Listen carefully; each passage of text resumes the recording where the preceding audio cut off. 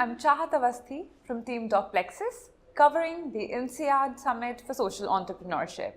I have with me the architect himself, Professor Hans Wahl, who will be talking to us about hyper-urbanization, the challenges it poses, and the solutions that can possibly be there. Professor, thank you for joining us. Oh, it's a great pleasure. Thank you. So we'd like to know about you. What are those things in life that you care about the most?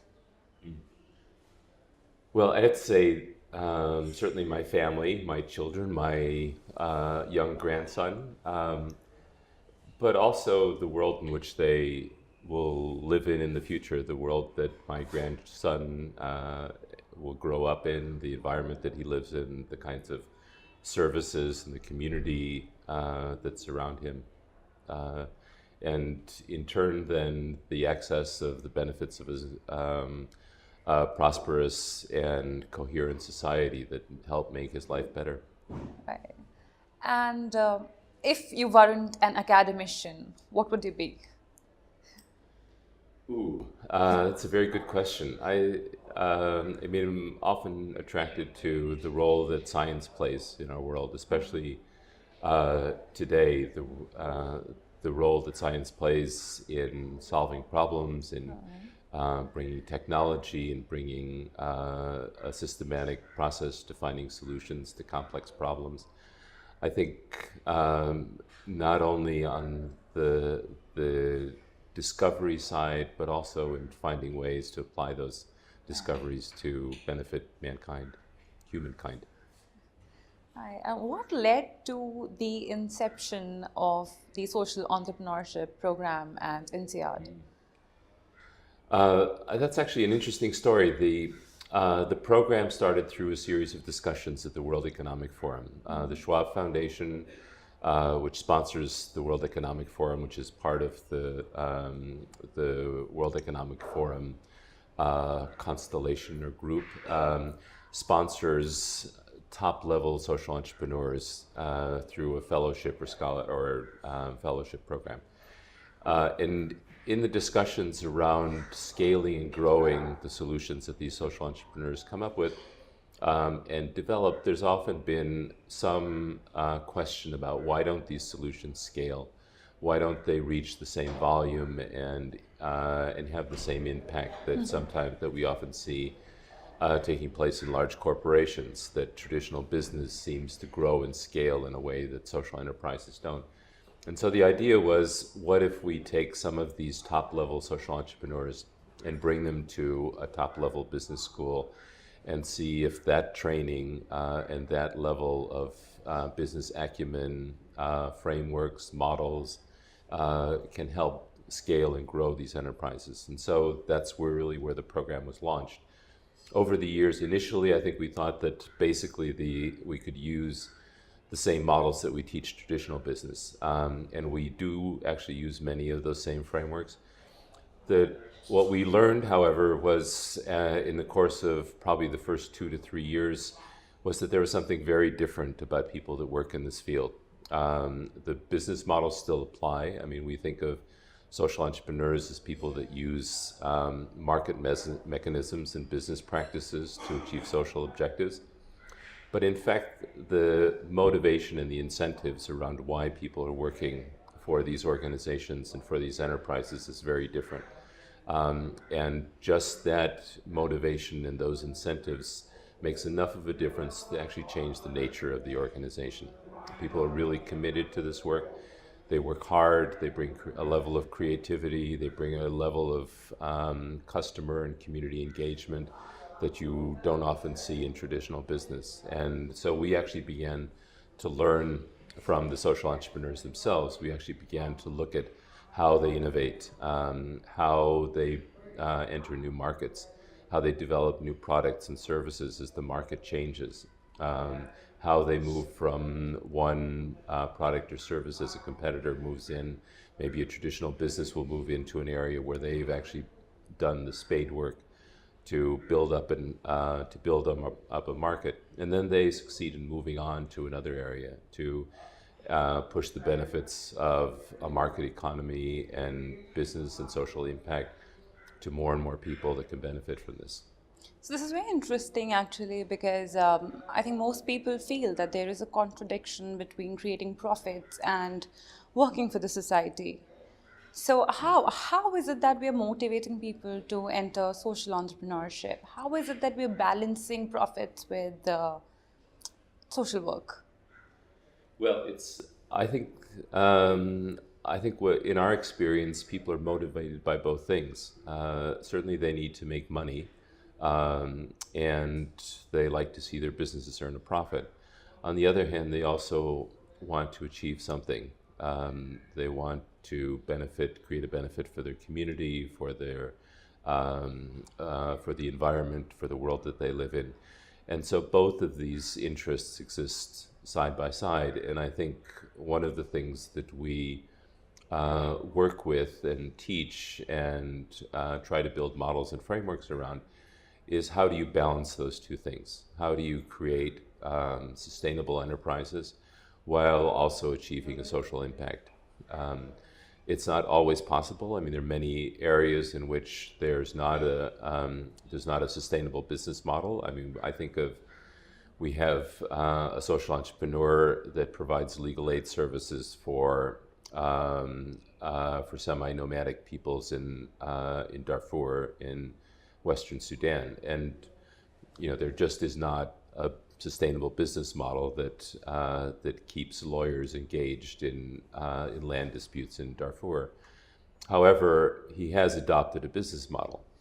People realize that there's value that's created by resolving conflicts, and everybody that receives their services pays something. I mean, it's not nearly enough what it takes to pay for a lawyer, but it does develop a relationship between the service that's provided and the cost of that benefit.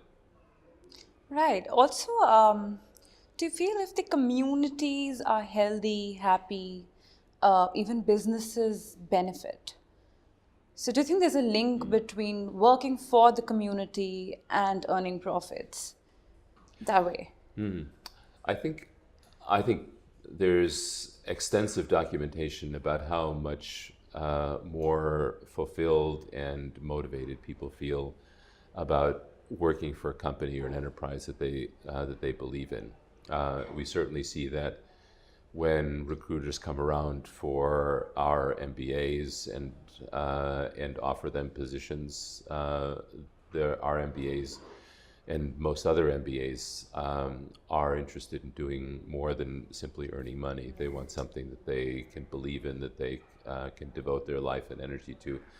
Most people at this level are not just putting in their 40 hours or 35 hours or whatever a week. They're really putting their life and their innovation, their creativity, their ideas into this. And they'd much rather do that for something that they believe in. Now, the benefits of the community, of course, extend from that. If a company creates a benefit for its employees, for its community, if they're good members of the community in terms of the environment, in terms of the levels of pay, in terms of the working conditions, that creates a healthier community. Their children aren't sick as often, they come to work more regularly, and they are more committed to the company. So I think that's fairly well documented. I think the notion of social enterprise, of social entrepreneurs, pushes that a step further, is how can you really take these business models and market mechanisms to really push the boundaries of underserved needs, of underserved markets. How can you get to create a service or product where there isn't enough money, that are underserved, partly because to some extent they're a marginalized population. There's not enough profit to be made by traditional companies to sustain the innovation that's required to reach them. Or they work in areas where it's a public sector service, education, for example, or healthcare, as is the case in your field. It's a public good, but the public sector isn't sufficiently innovative or creative to provide the service as agilely and as flexibly as it needs to. And so that's really the sweet spot for social entrepreneurs, if you will. Many times those services move to the traditional corporate sector. Sometimes they move to the public sector. And sometimes they stay with social entrepreneurs. But those are the benefits. There's a range of benefits that are created. And social entrepreneurs tend to concentrate on those areas that are neglected by traditional business or traditional government practices. Professor, in this summit, we're talking about hyper-urbanization. So can you talk to us about what it means and how it impacts lives in urban areas, how it impacts migration, how it impacts aging, and what's the impact on energy? As we developed the program for this summit, we looked specifically at the issues of India. We looked specifically at what are the challenges that India as a nation is facing. And one of the distinctive things that stands out is the rate at which urbanization is happening here. And I think that poses both a number of challenges, but also a great number of opportunities. And that process of urbanization, the flow of people into urban areas to try to create a better livelihood for themselves, for their families, for even their communities that remain in rural areas, becomes a critically important factor. But it does, as we've heard in the discussions this morning, it does create strains on the existing infrastructure, the environment that the cities exist in. And it puts pressure on those services that are provided. Governments feel poorly equipped to deal with some of the challenges of this rapid growth in their cities, to deal with transportation, with healthcare, with the environment, with the regulatory frameworks.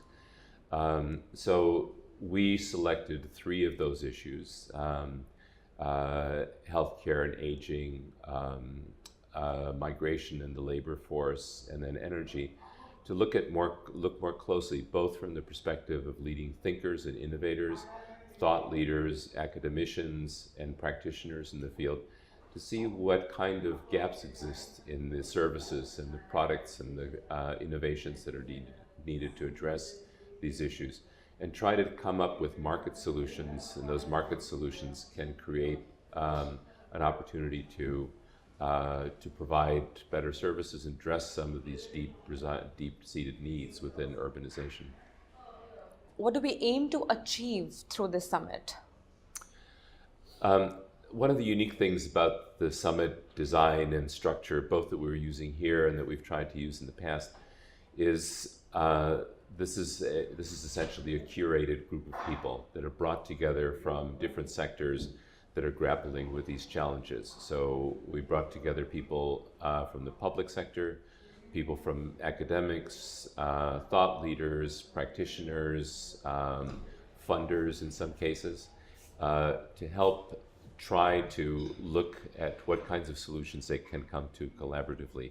What kind of meeting of the mind can there be from the various perspectives? And how can they collaborate more effectively to bring about effective solutions that will last over the long term, that can be sustainable? So this morning's discussion was really more a framing of the discussion, ensuring that people understand the issues and have a common understanding of the challenges that are being faced. And this afternoon is looking at where the gaps exist in each of those areas of interest or concern, and then trying to come up with some sustainable solutions. What kinds of solutions can fill those gaps? How can the market work? What's the role of the public sector? What's the role of the philanthropic sector? What kinds of innovations are needed to address the needs that exist in those areas? So according to you, how can the government, the civil society, and the entrepreneurs come together to find a solution? I mean, of course, the summit and a dialogue, that's one way. What are the other ways we should be exploring? Well, I think the structure that we'll be using this afternoon is one to identify what those solutions might be, and then to look at who amongst those actors will take them up and how they can work together. So in the case of elderly care, for example, one of the topics that came up quite often today. There's certainly a role in terms of the role of the government, in terms of providing a regulatory framework and providing and adjusting and fine-tuning its services. There's certainly a role for entrepreneurs that comes in the form of creating services and addressing needs more effectively and more flexibly than the healthcare system might be able to do. And there's also a role for traditional business, for the hospitals, the medical service providers, for other actors in the field, to be able to find new solutions that are inspired by people outside their systems. So it really broadens the population, the group of people that they talk to outside of their own group of constituents or customers or employees. One of the things we've done, quite a number of these now, we try to do a summit like this every year. Last year's summit was in Armenia, and at the end of that discussion in Armenia, we actually came up with a series of 5 pilot projects. And those pilot projects bring together each of those stakeholders on a common solution and try to engage them together to work collaboratively. And one of the critical roles in that discussion was the role of the funders, the role of the investors. And many times their position was that we will be very eager to fund good solutions, but those good solutions need to be collaborative solutions. How can all of you be involved and engaged in bringing about a single solution to a particular problem rather than having 5 people or 5 organizations or entities working independently on addressing the needs of the transport for the elderly, for example, or access to care facilities or recreational services for people with disabilities. How can all the stakeholders work together to provide a more efficient and effective service? Yeah, I think that way we have more ideas and it smoothens the process. Exactly, and you don't have, you have solutions that are collaborative where the public sector provides services, especially services of scale that it can do very effectively. The private sector tends to be very good at growth, at initiating efficiencies in the system. Entrepreneurs are very good at coming up with new and innovative ideas, solutions to problems, those solutions outside the box of what normal, traditional solutions might fall into. And the investors often are they provide the incentive, they provide the financial resources to enable these innovations to take shape. In this summit, we're talking about healthcare and aging.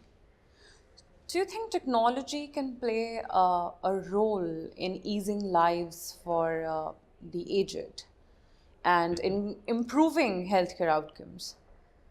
Oh, I think technology has played a transformative role in this sector. Number one, first in providing up-to-date monitoring data about the health status, blood pressure, cholesterol, all sorts of indicators that are important for healthcare monitoring, without necessarily having to place that person in a care facility, even when there are health problems that exist. So technology and the ability to link that technology to the individual have been transformative in terms of providing some flexibility and in terms of providing and allowing that person to lead a normal, healthy life. Then, of course, in terms of emergency services, the technology has been transformative as well, in terms of providing speedy access to emergency care services that are needed. And beyond that, the types of innovations that are taking place in terms of to compensate for some of the deterioration that takes place in muscles and bone strength and other physical attributes that enable people that are getting older to lead healthy lives, has also been a major change in the ability of healthcare services to provide the kind of care that's needed by the individuals, and enable them to grow and to lead a healthy life in their elderly years. Thank you so much, Professor Wahl. Such an insightful discussion. Oh, thank you very much. It's been a pleasure.